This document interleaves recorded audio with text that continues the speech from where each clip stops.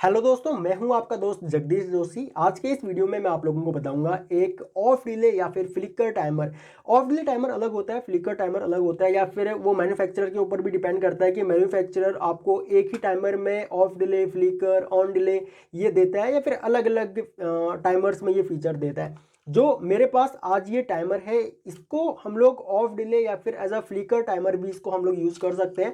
अगर आप लोग यहाँ पे टाइमिंग डायग्राम देखोगे तो यहाँ पे टाइमिंग डायग्राम में ए बी सी से लेकर के और यहाँ पे जे तक, ठीक है, इन लोगों ने कुछ 10 यहाँ पे टाइमिंग रेंज दी हुई है कि 10 तरीके से आप लोग इस टाइमर को यूज कर सकते हो, चाहे ऑफ डिले की तरह करो, चाहे फ्लिकर की तरह करो।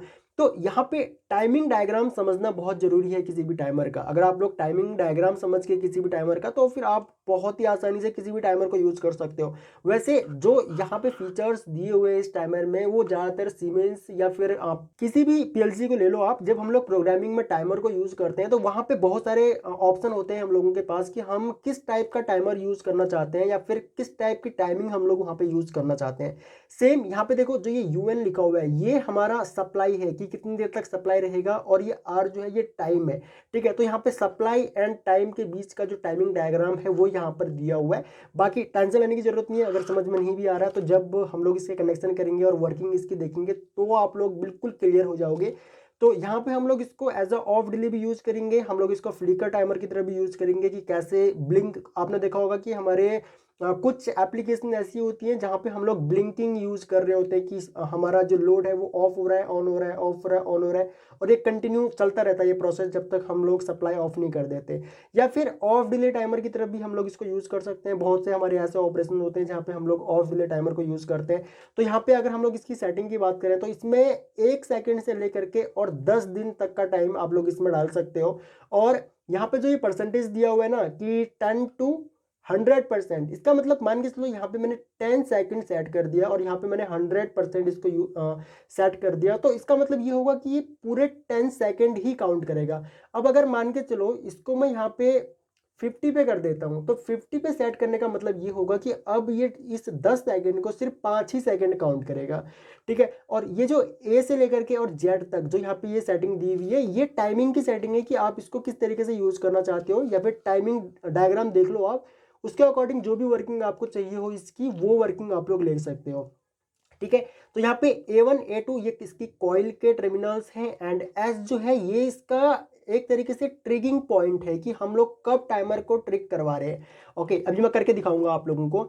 और यहाँ पे 15 16 18 जो है ये इसके कंट्रोलिंग के टर्मिनल्स हैं। अब इसका मतलब ये है कि 15 वाला इसका कॉमन है, 16 वाला जो है वो इसका एनसी टर्मिनल है, और 18 वाला जो इसका टर्मिनल है ये इसका यहाँ पे एक एनो टर्मिनल है। अब ये तो इस वाले टाइमर में हमको एक एनो, एक एनसी और एक कॉमन मिल रहा है। सेम इसका एक और मॉडल यहाँ पे आता है जो कि YCT8M2 है, और इसमें आपको 2 कॉमन, 2 एनो और 2 एनसी मिलते हैं। ये 25 और 15 कॉमन है, 26 और 16 एनसी है, 28 और 18 जो है इसमें वो इसका एनो टर्मिनल है। यहाँ पर भी डायग्राम आप लोग सिंपली देख सकते हो।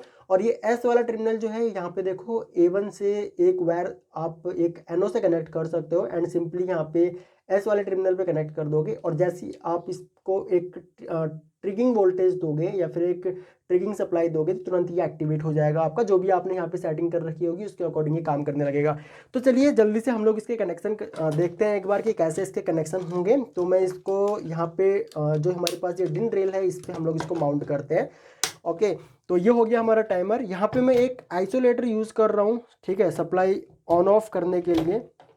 ओके, और आउटपुट देखने के लिए हम लोग यहाँ पे यूज़ करेंगे एक इंडिकेटर को, ठीक है। अक्सर मैं इसी इंडिकेटर को यूज़ करता हूँ।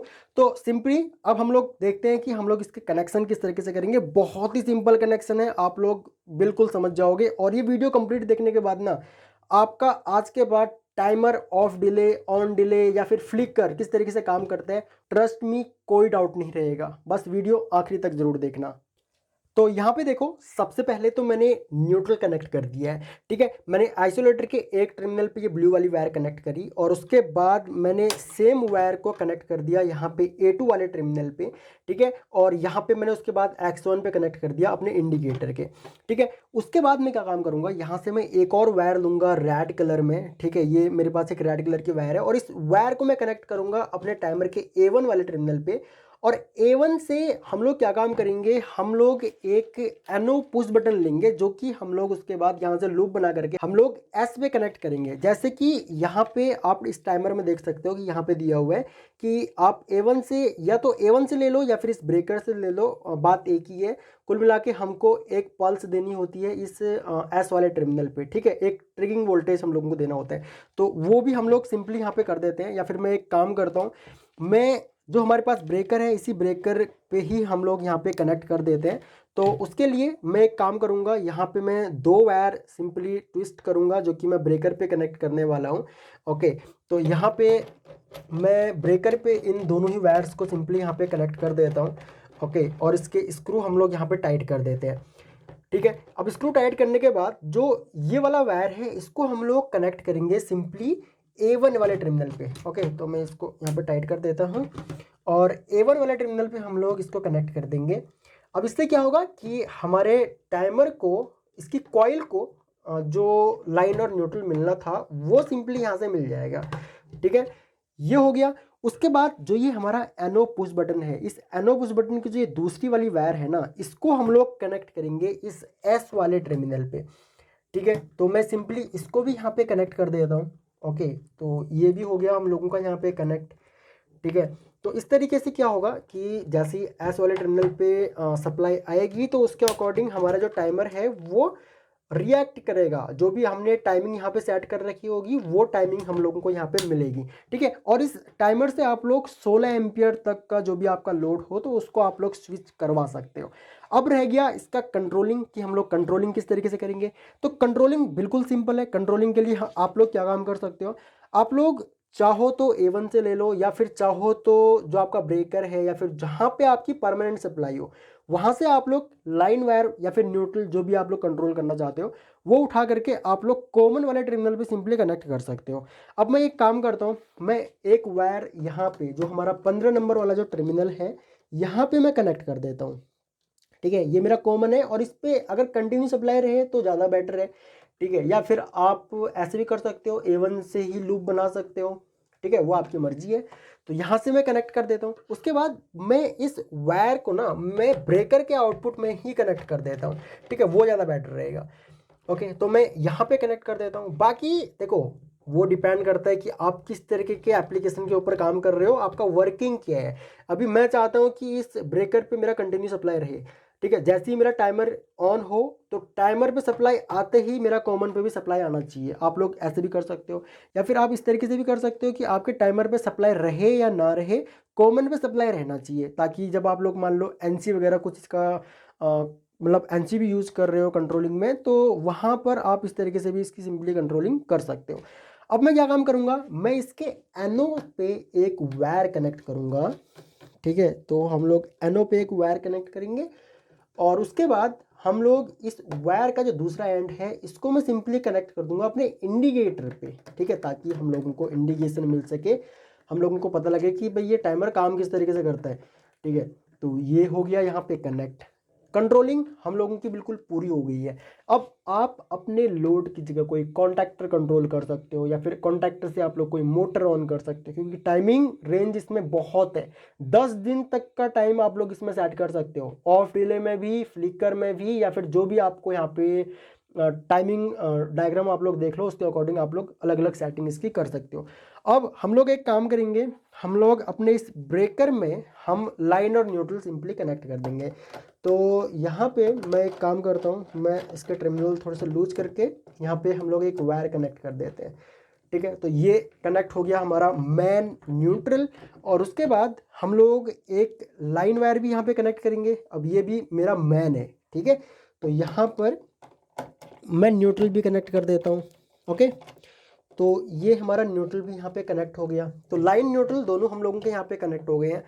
अब हम लोग क्या काम करेंगे, हम लोग सिंपली यहाँ पे पावर ऑन करेंगे, तो यहाँ पे देखो मैंने इसकी पावर ऑन कर दी है, ठीक है। अब पावर ऑन करने के बाद अभी हम लोग यहाँ पे क्या काम करते हैं, हम लोग सबसे पहले तो इसकी सेटिंग यहाँ पे देखो, ये अभी फिलहाल ई पे सेट है और टाइमिंग मेरी यहाँ पे 10 सेकंड सेट है और यहाँ पे जो परसेंटेज में 10 to 100% जो है ये 50 पे सेट है। इसका मतलब जो यहाँ पे 10 सेकंड का टाइम डाला हुआ है तो ये 50 पे सेट होने की वजह से तो ये सिर्फ 5 सेकंड ही काउंट करेगा, ठीक है। अब मैं एक काम करता हूँ, इस पुश बटन को एक बार प्रेस करता हूँ, ये मैंने एक बार प्रेस कर दिया, आउटपुट मेरा ऑन हो गया। अब आउटपुट ऑन होने के बाद ये 5 सेकंड के बाद यहाँ पे ऑफ हो जाएगा। अब जो ये ब्लिंक कर रहा है ना, ये 5 बार ही ब्लिंक करेगा, ठीक है। तो यहाँ पे देखो 5 बार ब्लिंक किया एंड उसके बाद मेरा आउटपुट जो है वो ऑफ हो गया। अब मैं मान के चलो इसको 100 पे सेट कर देता हूँ, ये मैं 100 पे इसको सेट कर दिया और यहाँ पे अभी भी 10 सेकंड ही सेट है, ठीक है। अब मैं एक बार अपने पुश बटन को यहाँ पे प्रेस करता हूँ, अब देखो ये 10 बार ब्लिंक करेगा और 10 बार ब्लिंक करने के बाद हमारी आउटपुट को ऑफ कर देगा, ठीक है। तो इस तरीके से भी आप लोग कर सकते हो, ठीक है। इस तरीके से भी सिंपली आप लोग सेटिंग कर सकते हो। मैं एक काम करता हूँ, इसको वापस से 50 पे सेट करता हूँ, उसके बाद हम लोग अपने इनपुट को कंटिन्यू प्रेस करके रखते हैं। तो यहाँ पे देखो हमारा आउटपुट भी ऑन है और यहाँ पे देखो जो ये एलईडी है हम लोगों का आर वाला, ये कंटिन्यू ऑन है, हम लोगों का आउटपुट मेरा ऑन है। अब मैं जैसे ही अपने पुश बटन को ऑफ करूंगा, पुश बटन ऑफ कर दिया, अब देखो ये हमारा 10 सेकंड तक ब्लिंक करेगा या फिर 10 सेकंड के बाद जो भी हमने यहाँ पे टाइम डाल रखा था, क्योंकि यहाँ पे तो हमने 50 किया हुआ था ना, तो 5 सेकंड के बाद हमारा आउटपुट ऑफ हो जाएगा। तो इस तरीके से आपका एक ऑफ डिले टाइमर काम करता है, ठीक है। जब तक सप्लाई रहेगा आउटपुट ऑन रहेगा, जैसे ही पावर गया जाते ही जो भी आपने टाइम सेट कर रखा होगा उतने टाइम के बाद आपका आउटपुट यहाँ पे ऑफ हो जाएगा। अब मैं एक काम करता हूँ, इसको एज अ फ्लिकर हम लोग यूज करते हैं, ठीक है, एज अ फ्लिकर टाइमर। तो उसके लिए मुझे इसको एक काम करना पड़ेगा ना, मुझे इसको ई डी पे सेट करना पड़ेगा, ठीक है।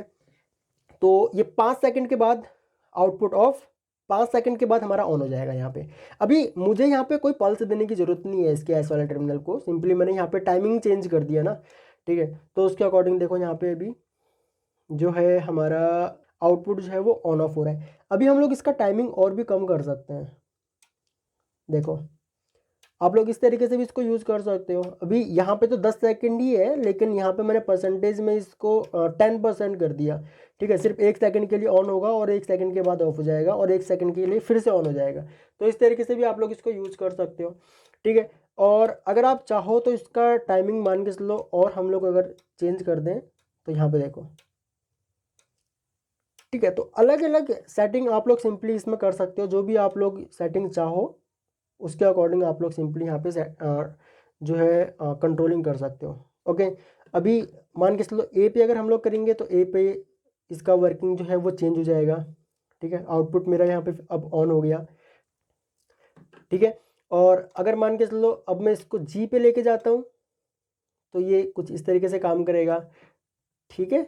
तो इस तरीके से आप इन टाइमर्स को ना सिंपली यूज़ कर सकते हो, ठीक है। अगर यहाँ पे टाइमिंग चेंज कर दोगे आप तो उसके अकॉर्डिंग ये ब्लिंक करेगा एंड उतने टाइम के लिए आपका आउटपुट यहाँ पे ब्लिंक करेगा। तो इस तरीके से एक ऑफ डिले टाइमर और एक फ्लिकर टाइमर काम करता है। अगर हम लोग ऑन डिले टाइमर की यहाँ पे बात करें तो ऑन डिले टाइमर क्या काम करेगा, वो कुछ देर के बाद ऑन करेगा। जैसे ही आप यहाँ पे मान के चलो पल्स दिया आपने, पल्स देने के बाद पल्स आई, पल्स आने के बाद अब वो कुछ देर के बाद आपके आउटपुट को ऑन करेगा, तो वो ऑन डिले टाइमर हो गया, ठीक है। आई होप कि ऑन डिले, ऑफ डिले या फिर जो आपका फ्लिकर टाइमर है स्पेशली वो किस तरीके से काम करता है वो आप लोगों को समझ में आ गया होगा। यहाँ पे टाइमिंग आप अपने अकॉर्डिंग, अपने जो भी आपका वर्किंग हो उसके अकॉर्डिंग आप लोग यहाँ पे टाइमिंग सेट कर सकते हो एंड उसके बाद टाइम को यहाँ पे परसेंटेज में भी एडजस्ट कर सकते हो। बाकी फिर भी अगर आप लोगों का कोई भी डाउट हो इस टॉपिक से रिलेटेड तो आप लोग वीडियो के नीचे कमेंट कर सकते हो मेरे को, मैं आपके सारे कमेंट्स पढ़ता हूँ और हम लोग काफ़ी मोटिवेट होते हैं जब आप लोग वीडियो के नीचे कमेंट करके मुझे बताते हो कि आपको अगला वीडियो किस टॉपिक के ऊपर चाहिए या फिर आपको ये वीडियो कैसा लगा, ठीक है। अगर आप लोग इस चैनल पर न्यू हो तो चैनल को आप लोग सब्सक्राइब जरूर कर लेना ताकि आपको हमारी सभी आने वाली न्यू वीडियोज़ का नोटिफिकेशन लगातार मिलता रहे।